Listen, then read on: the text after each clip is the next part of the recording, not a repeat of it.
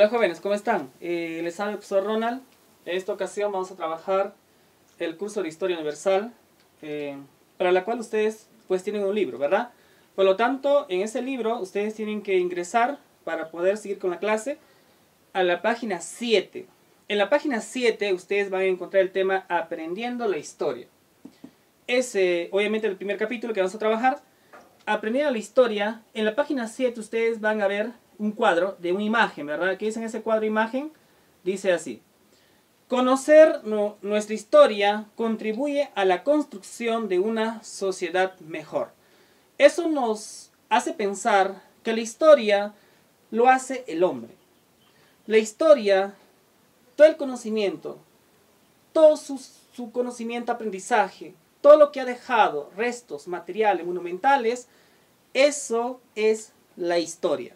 En conclusión, todo lo que hace el hombre es historia. Por lo tanto, en la página 7 nosotros vamos a ir avanzando. Es importante que ustedes trabajen con el libro. En el libro nos hace la primera interrogante: ¿qué es la historia? Pone la historia como proceso y la historia como ciencia social.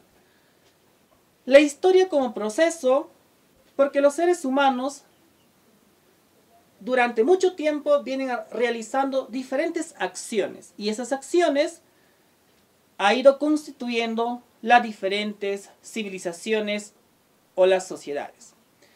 La historia como ciencia social.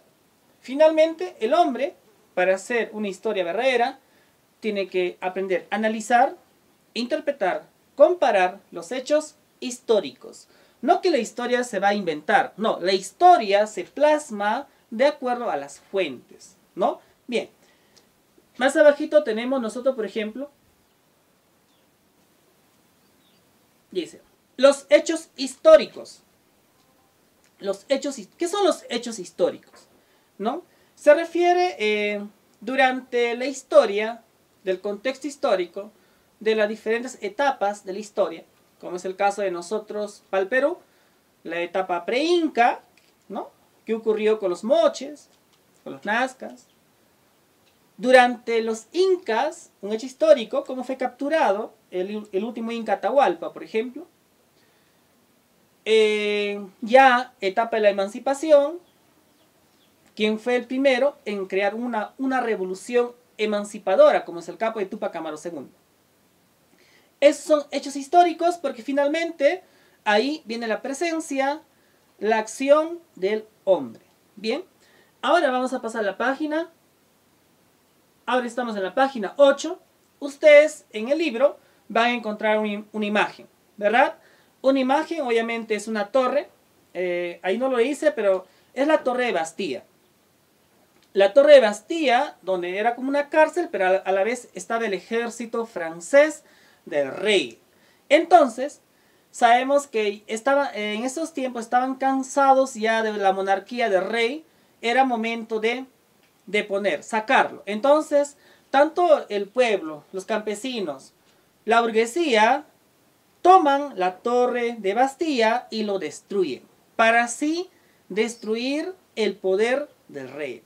Bien, pero este hecho histórico tiene causas, ¿no? ¿Por qué tomaron la torre de Bastilla? Obviamente estaban cansados por la miseria que vivían, porque el rey ya no era lo mejor para el pueblo. Era mejor crear un nuevo estado. A eso se llama una nueva república. Y finalmente, cuando sacan al rey, ¿qué consecuencias trae? Podemos ver que ya no va a haber un rey, sino va a haber una nueva república, con un parlamento, como ya llamamos hoy día, con un grupo de congresistas, por ejemplo, ¿no? Que elegimos a nuestras autoridades por un voto directo. Fíjense, de esa forma tiene una causa la historia, tiene un hecho histórico y una consecuencia. Otro ejemplo, por ejemplo, ¿cuál fue la causa de la Primera Guerra Mundial? Repartirse el mundo, vamos a pensar. El hecho histórico más importante, la derrota de Alemania. Finalmente, la consecuencia de la Primera Guerra Mundial, la Primera Guerra Mundial, ¿cuál sería la consecuencia? Más de 10 millones de personas muertas. Entonces, fíjense, de esa forma podemos trabajar. Ahora, Seguimos en la página 8, fuentes de la historia. Para reconstruir los hechos históricos necesitamos de todo un conjunto de hechos históricos. Entonces, para la cual nosotros necesitamos fuentes históricas. Ustedes en la página 8 van a encontrar estas fuentes. 4 fuentes. Tenemos primero las fuentes orales, que se van transmitiendo de generación en generación de manera verbal. Tenemos las fuentes escritas, todo un conjunto de documentos antiguos que se ha dejado desde la colonia de los cronistas hasta la actualidad, unas cartas, revistas, periódicos, que son fuentes escritas que nos van a ayudar a escribir la historia para llegar a una verdad.